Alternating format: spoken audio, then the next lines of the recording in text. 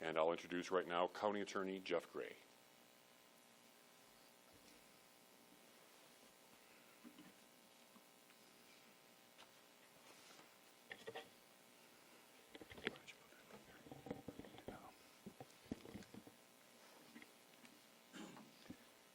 The murder of Charlie Kirk is an American tragedy. Charlie Kirk was murdered while engaging in one of our most sacred and cherished American rights, the bedrock of our democratic republic, the free exchange of ideas in a search for truth, understanding, and a more perfect union.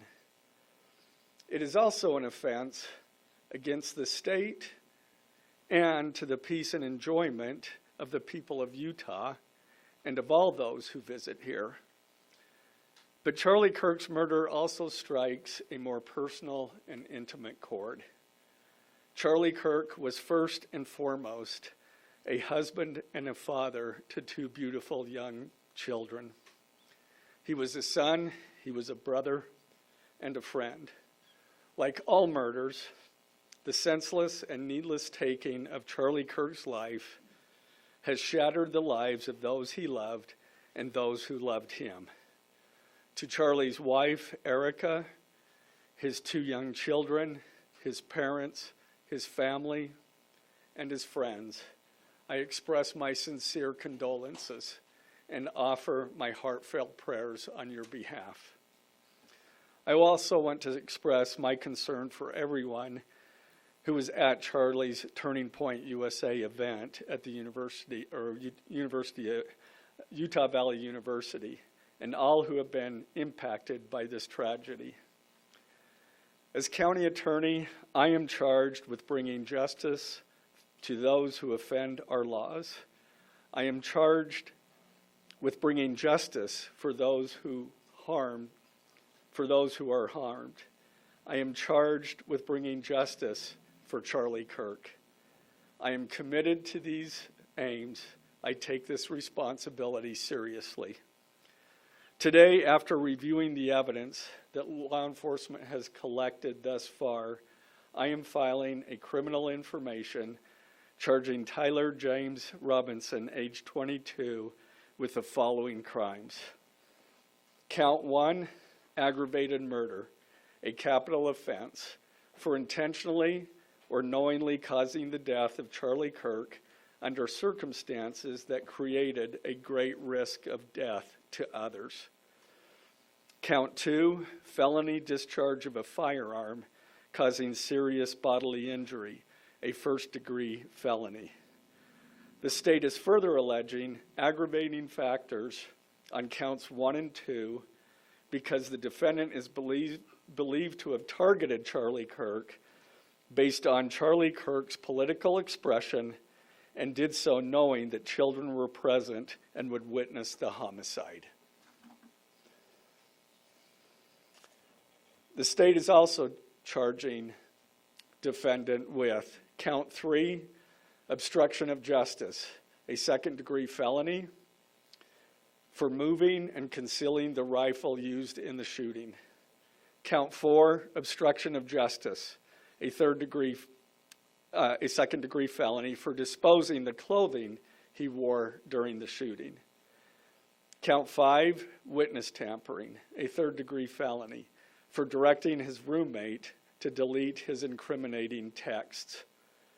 Count 6, witness tampering, a third-degree felony for directing his roommate to stay silent if police questioned him. And count 7, commission of a violent offense in the presence of a child, a Class A misdemeanor, for committing homicide knowing that children were present and may have seen or heard the murder and did so based on Charlie Kirk's political expression. Also, following the press conference, I am filing a notice of intent to seek the death penalty. I do not take this decision lightly, and it is a decision I have made independently as county attorney, based solely on the available evidence and circumstances and nature of the crime. Because we are seeking the death penalty, The defendant will continue to be held without bail in the Utah County Jail. Turning to the 10-page information, these are the allegations. On September 10th, 2025, at approximately 12:23 p.m., Charlie Kirk was shot and killed while speaking to a large crowd on the campus of Utah Valley University in Orem, Utah. Police found the suspected murder weapon, a bolt-action .30-06 rifle, nearby. Over the next approximately 33 hours, police conducted a manhunt for the shooter until the evening of September 11th, 2025, when Tyler James Robinson surrendered to police at the Washington County Sheriff's Office. DNA consistent with Robinson was found on the rifle's trigger. After shooting Mr. Kirk, Robinson hid the gun, discarded the clothing he wore when he fired the rifle, and told his roommate to delete incriminating text messages and not talk to police. Children were present at the time of the shooting. The shooting. Turning Point USA, a nonprofit organization founded in 2012 by Charlie Kirk, organized a public outdoor event to be held at noon on September 10th, 2025 at UVU. The event was the first in a series of similar events to be held at college campuses nationwide. Mr. Kirk is a well-known conservative activist, famous for these type of events, where he discusses various political issues and debates with audience members. His events and comments have garnered a significant number of supporters and drawn the ire of many who disagree with his political views. The event at UVU was announced far in advance and garnered significant publicity and interest. Consequently, several hundred people attended. Mr. Kirk was interacting with a crowd before the event officially got underway. Then, at approximately noon, Mr. Kirk seated himself under a portable canopy behind a table and microphone. He began speaking to the crowd and fielding questions from attendees, a format Mr. Kirk commonly used at his events. Mr. Kirk allowed his questioners to approach a microphone positioned directly in front of him. Mr. Kirk's team members were very close to him on his right and left, as well as some behind his canopy and others at various close locations near him. The large crowd surrounded Mr. Kirk on three sides. Temporary metal fencing separated attendees from Mr. Kirk by only a matter of feet. Directly above and behind Mr. Kirk was the UVU Hall of Flags, an indoor walkway spanning several hundred feet with floor-to-ceiling glass windows which overlooked the plaza where Mr. Kirk was seated. People were in the walkway at the time of the shooting. Approximately 15 minutes into the event, Mr. Kirk was answering a question about mass shootings by transgender individuals when a gunshot rang out. The bullet struck Mr. Kirk in the neck. He slumped to the ground almost immediately. The bullet's trajectory passed closely to several other individuals beside Mr. Kirk, including the questioner who was standing directly in front of Mr. Kirk. Children were visible near Mr. Kirk's stage when he was shot. Mr. Kirk was rushed to a nearby hospital where he was declared deceased. The medical examiner's report is still pending. So UVU surveillance. So at the moment of the shot, a UVU police officer was watching the crowd from an elevated vantage point. As soon as he heard the shot, he began to scan the area for threats. Believing the shot came from a rifle because of its sound, he looked for potential sniper positions. He noted a roof area approximately 160 yards away from Mr. Kirk as a potential shooting position and rushed there to look for evidence. The suspected shooting position is adjacent to an open, publicly accessible walkway. To access the suspected location, a person must climb over a railing and then drop to the roof only slightly below. The UV officer climbed over the railing and down onto the roof. He then walked to the suspected shooting position and confirmed a clear shooting corridor between the position and Mr. Kirk's seat. He also noticed markings in the gravel rooftop, consistent with a sniper having lain on the roof, impressions in the gravel potentially left by the elbows, knees, and feet of a person in a prone shooting position.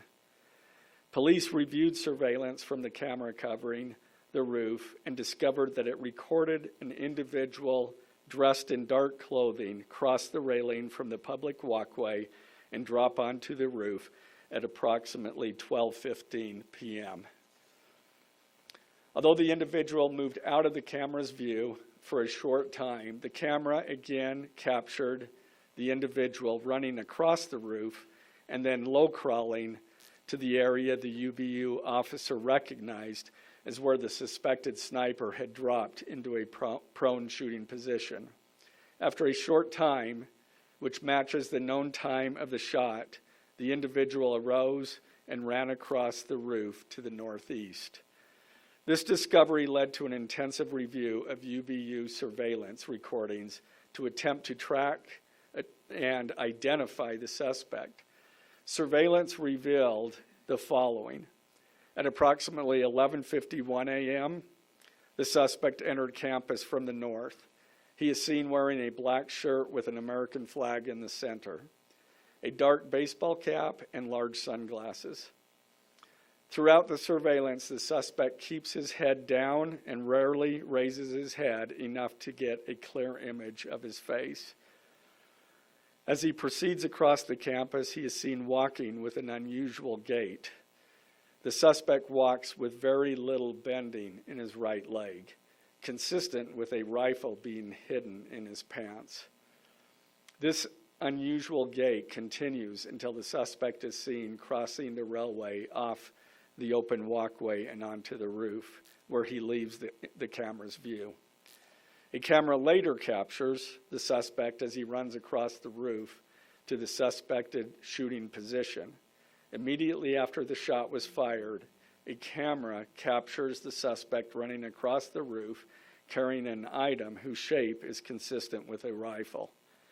The suspect is then seen climbing down from the roof.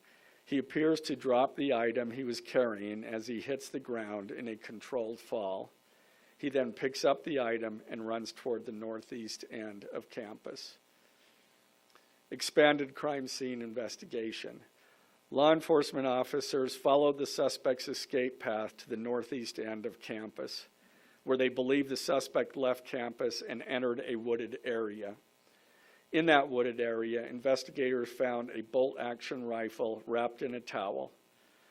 The rifle contained 1 spent round and 3 unspent rounds. This is consistent with the facts officers observed at the time of and immediately after the shootings. No shell casings were found on the roof, suggesting a bolt action rather than an auto-loading weapon, and only a single round was fired. Each round in the rifle contained an etched inscription as follows. The fired cartridge was etched, "No Tice's bulge, OWO, what's this?" The second cartridge that was again not spent, the last 3 were not spent, were not fired. The second, "Hey fascist, catch," with arrow symbols. The third cartridge, "Oh Bella Ciao, Bella Ciao, Bella Ciao, Ciao Ciao." The fourth cartridge, "If you read this, you are gay," LMAO. The rifle ammunition rounds, and towel were sent for forensic processing. DNA consistent with defendant was found on the trigger, other parts of the rifle, the fired cartridge casing, 2 of the 3 unfired cartridges, and the towel. Law enforcement was unable to immediately locate the shooter, so they published photos of the shooter from the UVU surveillance cameras and asked for the public's help to identify him. Meanwhile, law enforcement continued to try to identify the shooter through other means. The Washington County investigation. On the evening of September 11th, 2025, as law enforcement continued their investigation, Tyler James Robinson went to the Washington County Sheriff's Office with his parents and a family friend to turn himself in. Robinson's mother stated that the following to police. On September 11th, 2025, the day after the shooting, Robinson's mother saw the photo of the shooter in the news and thought the shooter looked like her son. Robinson's mother called her son and asked him where he was. He said he was at home sick and that he had also been at homesick on September 10th. Robinson's mother expressed concern to her husband that the suspect shooter looked like Robinson. Robinson's father agreed. Robinson's mother explained that over the last year or so, Robinson had become more political and had started to lean more to the left, becoming more pro-gay and trans rights oriented. She stated that Robinson began to date his roommate, a biological male who was transitioning genders. This resulted in several discussions with family members, but especially between Robinson and his father, who have very different political views. In one conversation before the shooting, Robinson mentioned that Charlie Kirk would be holding an event at UVU, which Robinson said was a stupid venue for the event. Robinson accused Kirk of spreading hate. Robinson's father reported that when his wife showed him the surveillance image of the suspected shooter in the news, he agreed that it looked like their son. He also believed that the rifle that police suspected the shooter used matched a rifle that was given to his son as a gift. As a result, Robinson's father contacted his son and asked him to send a photo of the rifle. Robinson did not respond. However, Robinson's father spoke on the phone with Robinson. Robinson implied that he planned to take his own life. Robinson's parents were able to convince him to meet at their home. As they discussed the situation, Robinson implied that he was the shooter and stated that he couldn't go to jail and just wanted to end it. When asked why he did it, Robinson explained there is too much evil and the guy, referring to Charlie Kirk, spreads too much hate. They talked about Robinson turning himself in and convinced Robinson to speak with a family friend who is a retired deputy sheriff. At Robinson's father's request, the family friend met with Robinson and his parents and convinced Robinson to turn himself in. The family friend spoke to police and reported telling Robinson that it would be best if he brought all evidence with him to the sheriff's office to avoid police having to search his parents' home. The friend also asked Robinson if he had any clothes that were related to what he did. Robinson replied that he had disposed of the clothes in different areas. The roommate. Police interviewed Robinson's roommate, a biological male who was involved in a romantic relationship with Robinson. The roommate told police that the roommate received messages from Robinson about the shooting, and he did provide those messages to police. On September 10th, 2025, the roommate received a text message from Robinson which said, "Drop what you're doing. Look under my keyboard." The roommate looked under the keyboard and found a note that stated, quote, "I had the opportunity to take out Charlie Kirk, and I'm going to take it." Police found a photograph of this note.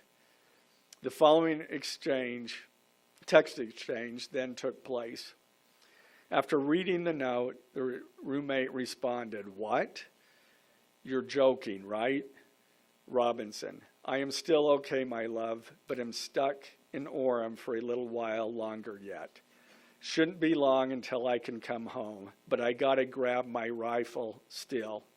To be honest, I had hoped to keep this secret till I died of old age. I am sorry to involve you." Roommate, "You weren't the one who did it, right?" Robinson, I am. I'm sorry."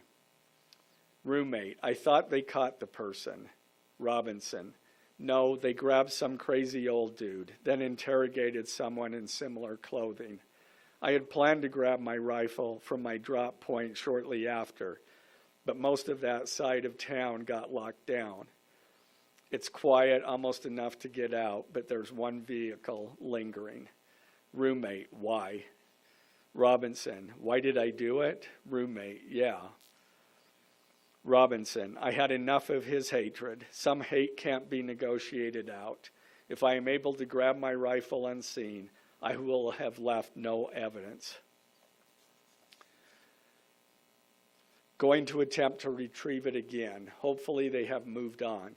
I haven't seen anything about them finding it." Roommate, "How long have you been planning this?" Robinson, "A bit over a week, I believe. I can get close to it, but there is a squad car parked right by it. I think they already swept that spot, but I don't want to chance it." Robinson again, "I'm wishing I had circled back and grabbed it as soon as I got to my vehicle. I'm worried what my old man would do if I didn't bring back Grandpa's rifle. IDEK if it's had a serial number, but it wouldn't trace to me. I worry about prints. I had to leave it in a bush where I changed outfits. Didn't have the ability or time to bring it with. I might have to abandon it and hope they don't find prints. How the F will I explain losing it to my old man? Only thing I left was the rifle wrapped in a towel. Remember how I was engraving bullets? The F in messages are mostly a big meme. If I see notice bulge UWU on Fox News, I might have a stroke all right. I'm going to have to leave it. That really effing sucks. Judging from today, I'd say Grandpa's gun does just fine, IDK. I think that was a $2K scope. Wink, wink. Robinson again, delete this exchange. Again, Robinson, my dad wants photos of the rifle. He says Grandpa wants to know who has what. The feds released a photo of the rifle, and it is very unique. He's calling me, RN, not answering. Robinson, since Trump got into office, my dad has been pretty diehard MAGA. Robinson, I'm going to turn myself in willingly. One of my neighbors here is a deputy for the sheriff. Again, you are all I worry about, love. That came from Robinson. Roommate, I'm much more worried about you. Robinson, don't talk to the media, please. Don't take any interviews or make any comments. If any police ask you questions, ask for a lawyer and stay silent. The search for Robinson's residence. Police executed a search warrant on Robinson's residence. During that search, police discovered a shell casing with etchings like the etchings found on the shells in the rifle near UVU. Police also found several target boards with bullet holes in Robinson's home. Now, as I stated in the beginning, when I read those allegations, these are allegations. And like the evidence set forth in this statement, those allegations, what you've heard from the media, even from state and federal officials, has not been tested in the crucible of a jury trial. I understand the public's desire to know the facts. My own family members have pressed me for information. Why are we reluctant to share the details of the investigation itself and comment on the case? Because I want to ensure a fair and impartial trial. I became a prosecutor because of my love for the ideals of this great country and the principles embedded in our Constitution. The free exchange of ideas and opinions is critical to this great American experiment, but so too are the protections afforded to the accused found in the Fifth and Sixth Amendments. The right against self-incrimination, the right to a speedy and public trial, the right to the effective assistance of counsel, the right to confront one's accusers, and the right to compel the attendance of witnesses.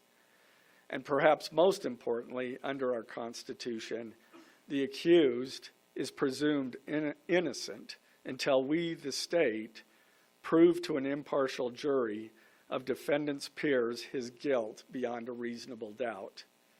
That jury cannot rely on our allegations, on what they hear in the news, or on what they hear from a public official. The jury is the sole trier of fact, and they will ultimately determine those facts based on evidence a trial judge has determined is admissible. Again, as prosecutors, we bear the burden to prove guilt beyond a reasonable doubt. But make no mistake, we welcome this burden. I'd like to now introduce my trial team who will be charged with prosecuting the case. This is a veteran and expert team of some of the state's best trial attorneys. Chad Grunander, who is one of my two chief deputies, Ryan McBride and David Sturgill on the far right there. And those two were very much involved in preparing search warrants, did a phenomenal job, worked day and night to see that accomplished well after Robinson was taken into custody. Also, Lauren Hunt, she is one of our special victims prosecutors, and Chris Ballard, my second chief deputy, who will be handling motions. I'm going to explain just the procedural steps. We're not a grand jury. We don't have a grand jury system like the federal courts do. It's a preliminary hearing system. So the arrest and filing of the criminal information are merely the first steps in the criminal justice process. Today at 3 p.m., the defendant will appear before a judge in the Utah 4th District Court for his first appearance to be informed of these charges and to ensure that he has an attorney to represent him. The hearing will be brief. The judge will conduct that first appearance virtually via WebEx. This is not unusual. In the 4th District, all felony first appearances for defendants who are in custody are held virtually. A link to that hearing is available for media on the Utah State Courts X account at Utah State Courts. Now, following defendant's first appearance, he will be entitled to a preliminary hearing. At that hearing, the state will be required to show probable cause that defendant committed the crimes. The purpose of the preliminary hearing is not to determine guilt, but simply to assure the court that the prosecution has enough evidence to proceed to trial. If a judge finds probable cause and binds the case over for trial, an arraignment hearing will be held. At that hearing, a judge will again inform defendant of the charges against him and require him to enter a plea to each charge. The next step following the arraignment is an opportunity for the parties to file any relevant motions and then ultimately the trial itself. This case has generated a tremendous amount of interest across our nation and even the world. The public's desire for information is understandable, but it bears reiterating that this case will be tried in a court of law consistent with our Constitution, not the court of public opinion. Thus, we will only discuss the case with the press occasionally. It will not be a day-to-day or even week-to-week occurrence, but we will only do so in a manner as not to jeopardize the fair trial process. Before I conclude, I want to express my appreciation for the tireless work of our local, state, and federal law enforcement officers. They have an extremely difficult, dangerous, and often thankless job. I'm proud to acknowledge the exceptional work they do every day, and particularly their work on this case. It was truly a marvel to witness. Their skilled work and dedication have brought us to this point. I'm also grateful for the leadership demonstrated by Bo Mason, the Commissioner of the Utah Department of Public Safety, FBI Special Agent in Charge Rob Bowles, Utah County Sheriff Mike Smith, our local police chiefs, and Felice John Vitti, the acting U.S. Attorney for the District of Utah. I'm also grateful for the support of our Governor, Spencer Cox, and our Attorney General, Derek Brown, who is standing behind me today and has offered his support and resources as we proceed to trial. Finally, I want to thank our Utah County Commissioners, Amelia Powers Gardner, Brandon Gordon, and Skylar Beltran. They too have pledged to assist with the resources needed to successfully prosecute this case. I will now take a few questions. For questions, ladies and gentlemen, just really fast, if you could identify yourself. Carter Evans from CBS News. Did your investigation uncover any individuals that may have known about this shooting in advance? They are still looking into it. It's an undergoing investigation. So is that a possibility? They haven't ruled that out. Mr. Gray. Ed Lavandera with CNN. The text message that you Just shout it. exchanged with the roommate, can you kind of give us a sense of did that happen over several hours? Did it happen before? I don't have that information. Emily Anderson, State Attorney Gray. I know, acknowledging that you made this decision to pursue the death penalty independently, did you hear it all from the Trump administration or Governor Cox's administration as you were working on these charges? I talked to officials from both administrations, but I was not pressured to make a decision.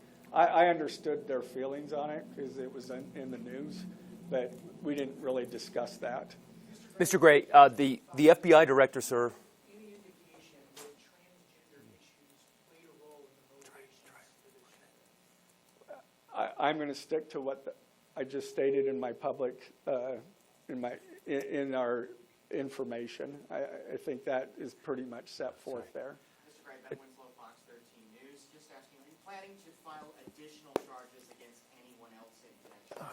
Again, we don't have any information at this point of additional suspects, but I know that our law enforcement agencies are continuing to follow leads. Mr. Gray, the FBI director today said that you are, quote, or that other people, a number of people, are being investigated and interrogated.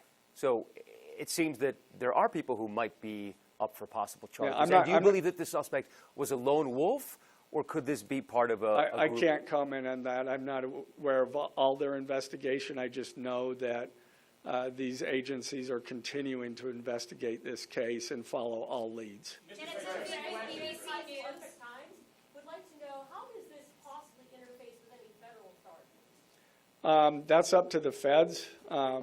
They have different charges, and they're reviewing the evidence. And after they review the evidence and the law, they could file charges, but I'm not privy to exactly what they're looking at. Dennis Hopeek with the BBC. You spoke a lot about text messages with the roommate. The governor previously said the roommate is cooperating, but could we see charges against the roommate? Again, I'm not prepared to answer that question. Mr. Gray, Red versus Reuters News, is it unusual to cite a political motivation as an aggravating circumstance? It's part of our code, and so we charge that. And Mr. Gray,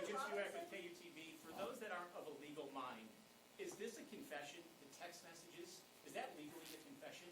And is he cooperating since he's been taken into custody? Ultimately, a judge will determine that at trial. And cooperation, has he spoken at all? Has he been cooperating since he's turned himself? Again, I'm not going to comment on that. Has he made any statements at all? Mr. Gray, Morgan Chesky, NBC News. Okay? What more can you tell us about the suspect's time online that some say radicalized him? I am not aware of that information. It's, again, still under investigation. And has he expressed any remorse so far about this attack? I am not going to comment on that. Is he continuing to not cooperate? I am not going to comment on that. Mr. Gray, the FBI director has been way out in front in terms of presenting evidence to the public. Your team has been very circumspect, very measured in what they've let out. Has that hampered your investigation and the build-up to this criminal Well, as information? attorneys, we typically like to control that information to preserve an impartial jury and a fair trial. So it hasn't made it much easier. Is he a lawyer yet? Excuse me? Does the suspect have a lawyer? I don't have that information. Can you tell us more about what the family may have said in interviews? Um, His mother? What the family said is what I provided. Mr. Gray, do you anticipate that the defense will try to get this trial moved out of Utah County, and how will you respond to that? That, from where? From Utah County? That the defense will be from Utah County? That they will try to get the trial moved? The venue moved. I couldn't predict what they're going to do. Is there any evidence suggest that the timing of the shot and the question that was asked about mass shootings transgender, is that more than coincidence? That will be for a jury to decide. Mr. Gray, are you confident that the roommate had no part of this attack whatsoever? Again, I'm not going to comment on the evidence. But the evidence so far, does it show any involvement? Again, I'm not going to comment on other than the facts that or the evidence that we've gathered so far. Does the mention of the DNA here in the press conference jeopardize his right to a fair trial? I don't believe so. This is part of a public document that we have to file as we file a criminal information. We have to file a probable cause statement. That's a public document, and so we're comfortable with that. Are his parents and the roommate still cooperating? I'm not going to comment on that either. The FBI has said that this suspect had a hatred of Kirk. What else can you share about that? I can't share any more than what I've already said. This was an incredibly precise shot. Do you have any evidence that he went places to practice or have tracked his movements before the shooting that's given you insight into how he prepared? The evidence that I'm willing to share is what I just read in our statement, and it's Mr. in Gray, the Gentlemen, I'm information. afraid we're going to have to cut it off there. Death penalty. Okay. If you could just answer, did you consult Erica Kirk about seeking the death penalty? I'm not going to comment on that. Thank you, ladies and gentlemen. Sorry, buddy. I'm so sorry.